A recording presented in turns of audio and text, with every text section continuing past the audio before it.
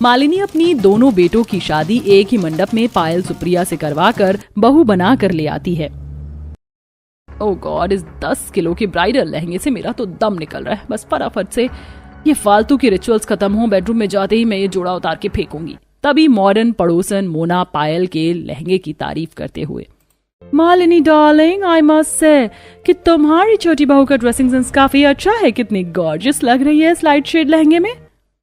Thank you for the compliment darling aunty ji, but मेरी पसंद सबसे हटकर, स्पेशली वरना कुछ देहाती लोग तो इतनी डार्क कलर कैरी करते हैं जो जचता भी नहीं। पायल ये तंज घूंघट में खड़ी संगीता को सुना रही थी। तभी पड़ोसन कविता प्रशंसा करते हुए, कुछ भी कह लो मगर दुल्हन का रूप लाल रंग और कत्थक रंग के जोड़े में ही खिलता है।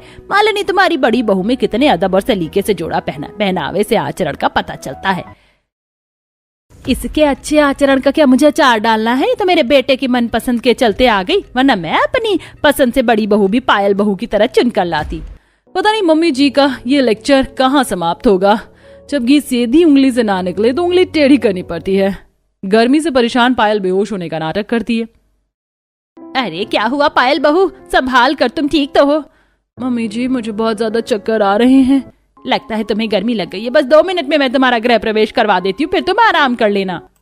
पर मालिनी, पहले तो मैं संगीता बहू का गृह प्रवेश करवाना चाहिए। देखो जी, मुझे पता है इस बहू को कौन से स्थान पर रखना है। वैसे भी ये बहू मुझे खास पसंद नहीं। मालिनी के कटु शब्द से घूंघट में खड़ी संगीता का मन दुख जाता है। इधर दो आरती की थाली, मैं अपने घर की लक्ष्मी का गृह प्रवेश करवा लूंगा। कलश गिराकर संगीता पांव छूती है। नमस्ते बाबूजी। सदा सुहागन रहो, दूधो नहाओ, पूतो फलो बहू। बहू, इस घर में तुम्हारी बहुत सी परीक्षाएं होंगी, लेकिन तुम हिम्मत मत हारना। तुम्हारे बाबूजी तुम्हारे साथ हैं।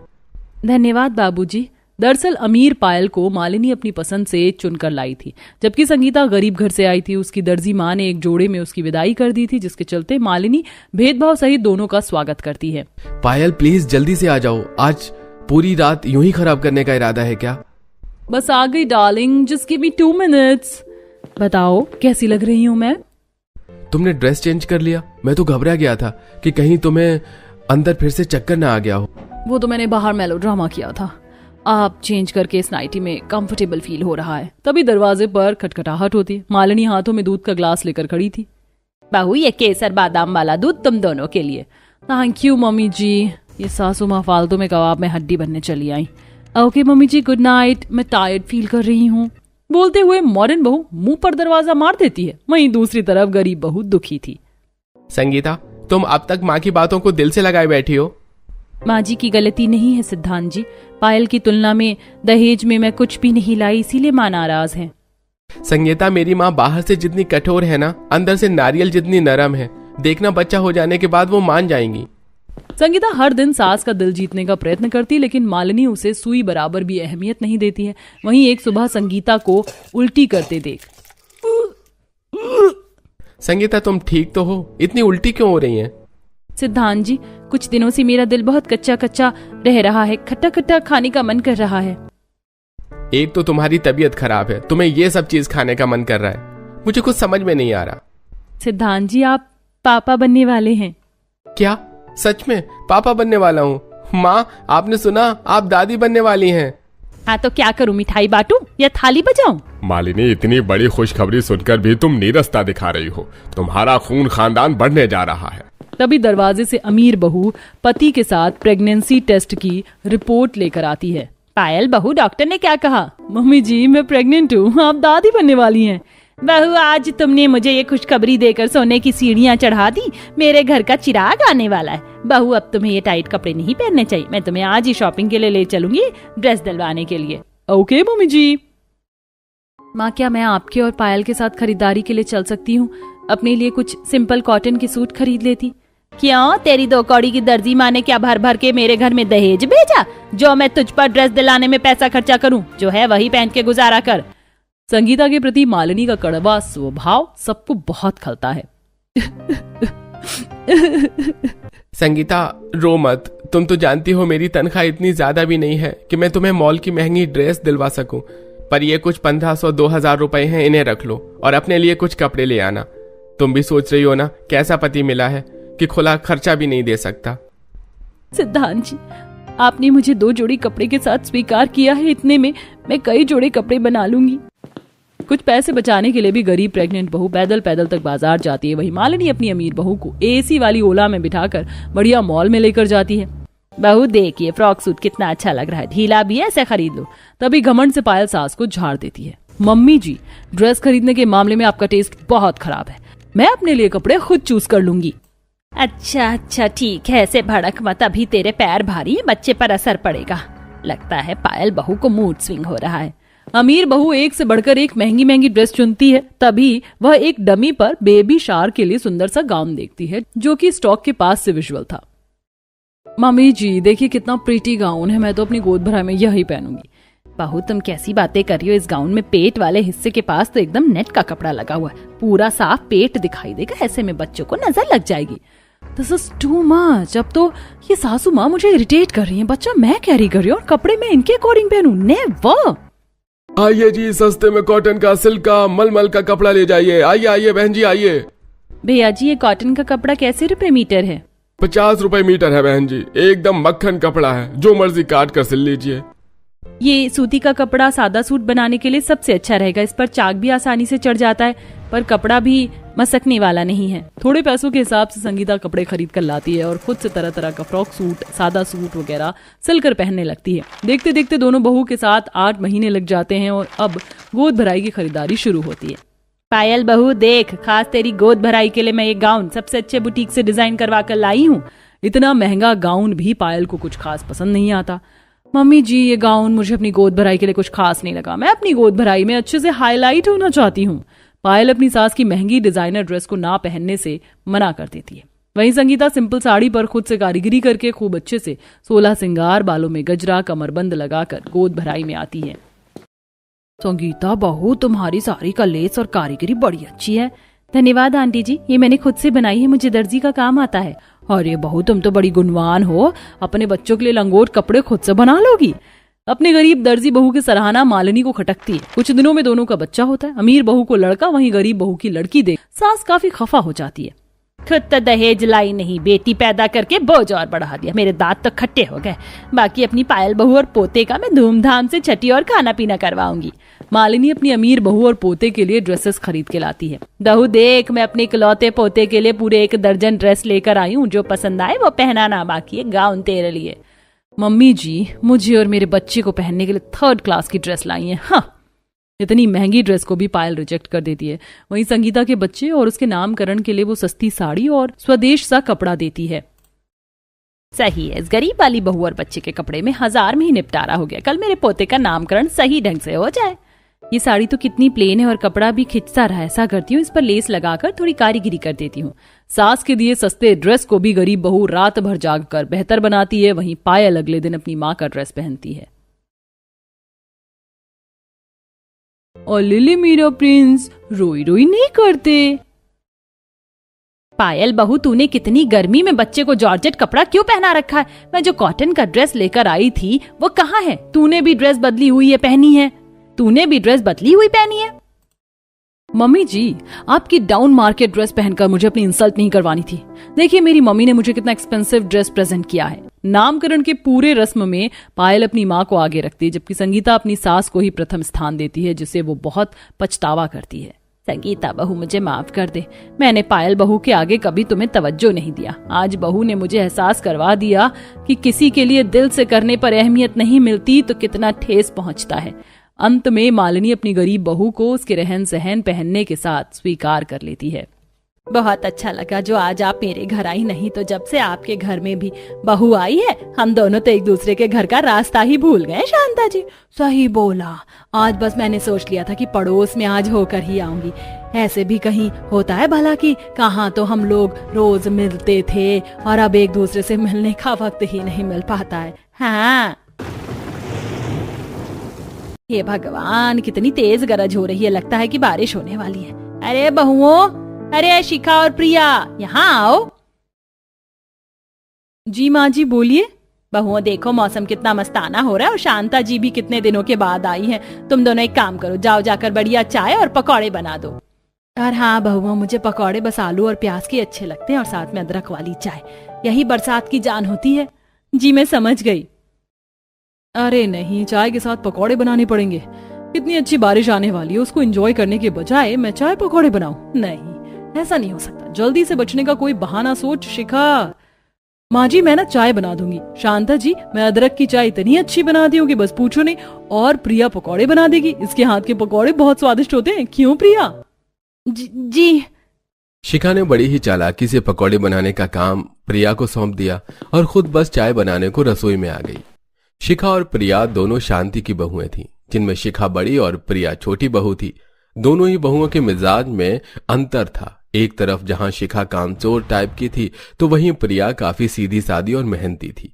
आज भी शिखा चालाकी से रसोई में आई और उसने 2 कप चाय बनने को रख दी। इतने में ही बारिश तेज हो गई। अरे वाह, कितनी तेज बारिश हो रही है। इतनी अच्छी बारिश हो और मैं उसमें ना भीग पाऊं, ऐसा हो सकता है क्या? प्रिया, मैंने चाय बनने को रख दी है, अब इसको ना तुम देख लेना। बारिश इतनी अच्छी आ रही है तो मैं इसमें भीगने जा रही हूँ। पर भाभी चली गई। अरे वाह, बारिश के भीगने का मजा ही अलग है। अच्छा हुआ जो कि चाय भी प्रिया पर ही मैं छोड़ आई। कितनी अच्छी बारिश है। चाय बनाने के चक्कर में तो ये सारी ही मिस हो जाती है। ये मौसम की बारिश, ये बारिश का पानी, ये पानी की बूंदे तुझे तो ढूंढे, ये मिलने की ख्वाहिश, ये ख्वाहिश पुरानी, वो पूरी मुझी से मेरी ये कहानी। ये छत से कैसी आवाज आ रही है? लगता है कि शिखा छत पर है। इसने फिर वही किया। बेचारी प्रिया ही चाय और पकौड़े दोनों चीजें बनाने में लगी हुई होगी। ये भाभी भी ना सारी जिम्मेदारी मेरे सर पर ही छोड़ गई है। मेरे आलू तो कट गए, अब जल्दी से इनके पकौड़े बना देती हूँ। चाय भी वैसे ही तैयार सी है, एक बार चख लूं कि सही बनी भी है कि नहीं। ये क्या बनाया है भाभी ने? ना इस चाय में चीनी है और ना ही अदरक, बस दूध में पत्ती लगा दी है। मुझे चाय भी दोबारा बनानी होगी। खुद तो चली गई बारिश को एंजॉय करने। प्रिया ने ऐसे बोलकर चाय दोबारा बनने के लिए रखी और साथ साथ पकौड़े बनाए।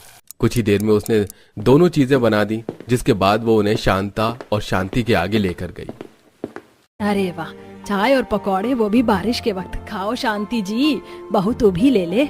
अरे वाह, वैसे सच बोल रही थी शांति जी। शिखा बहू क्या मजेदार चाय बनाई है उसने। लीजिए, मेरी तरफ से उसे चाय का इनाम दे देना। शांता को पता भी नहीं था कि वो चाय शिखा ने नहीं, प्रिया ने बनाई थी। शिखा बिना कुछ किए क्रेडिट ले गई, जबकि प्रिया को सब कुछ करने के बाद भी कुछ नहीं मिला।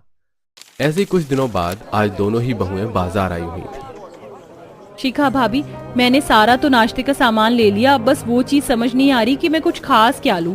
आज जो घर पर मेहमान आ रहे हैं और बाबा के बहुत अच्छे दोस्त हैं, माँ जी ने बोला था कि नाश्ते के सामान में कुछ स्पेशल भी लेकर आना। आज जो भी हो, हमारी खातिरदारी में कोई कमी नहीं रहनी चाहिए। तो मैं ऐसा क्या लूं जिसको देखते ही माँ जी का दिल खुश हो जाए? कुछ भी ले लो, मौसम की कोई भी चीज ले लो। मौसम की कोई चीज? अरे हाँ शिखा भाभी, क्यों ना मैं करारे पकौड़े बनाने का सामान ले लूं। वैसे भी खास मेहमान है तो घर में बनी हुई चीज ही खास लगेगी, और बारिश का मौसम है, चाय के साथ पकौड़े सभी का दिल खुश कर देंगे। तुम्हें कोलू का बैल बनने में मजा आता है क्या? पकौड़े खुद से बनाने पड़ेंगे। कुछ रेडीमेड ले लो, क्योंकि मैं पकौड़े नहीं बनाऊंगी। मत बनाना, मैं बना दूंगी। प्रिया ने खुद से पकौड़े बनाने की जिम्मेदारी ले ली और वो पकौड़े ही बनाने का सामान ले आई। कुछ ही देर में घर में मेहमान आ गए, जिसमें महेश का दोस्त और उसकी पत्नी थी। कुछ देर तक तो बातें हुई, लेकिन बाद में चलो भाई, बातें तो बहुत हो गई, अब थोड़ा नाश्ता पानी हो जाए। अरे बहू, ओ यहाँ आओ। जी बाबा, बोलिए। अरे बहू, अंकल के लिए नाश्ता लगाओ। देखो मौसम कितना अच्छा है। एक काम करो, चाय के साथ पकौड़े बना देना। बाबा, मैं तो चाय बना दूंगी, प्रिया पकौड़े अच्छे बनाती है तो पकौड़े वो बना लेगी। दोनों लग मिलकर बना लो और जल्दी से ले आओ। बेटा, हम लोग ना मसाला चाय पीते हैं तो चाय प्लेन ना बनाना, थोड़ी सी लौंग, थोड़ी सी अदरक, काली मिर्च और तेज पत्ता, ये चीज डालकर ही बनाना। और ये सब साबुत ना डालना, पीस कर डालना। इलायची भी डाल देना है जी। धनिया, नमक और मिर्ची भी ना डाल दूं?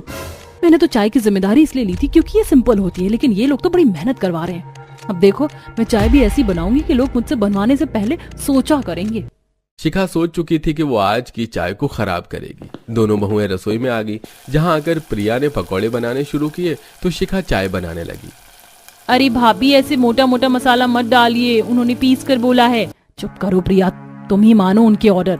मेरा तो जैसा दिल करेगा ना, मैं वैसी चाय बनाऊंगी। शिखा गुस्से में चाय बनाने लगी। उसे सिर्फ चाय बनाना ही मुश्किल लग रहा था। बड़ी ही गुस्से में बड़बड़ाते हुए शिखा ने अपना काम खत्म किया और दोनों बहुओं ने नाश्ते के साथ चाय और पकौड़े भी लगा दिए। पकौड़े तो सभी को पसंद आए, लेकिन चाय बेदिली से बनी हुई थी। चाय किसी को भी अच्छी नहीं लगी और मेहमान ऐसे ही वहां से चले गए। अब रोजाना ऐसे ही सिलसिला जारी था। शिखा चालाकी से बस चाय ही बनाती थी और वो भी अब वो इस तरह से बनाने लगी थी जो उससे फिर कभी चाय बनाने को बोला ही न जाए।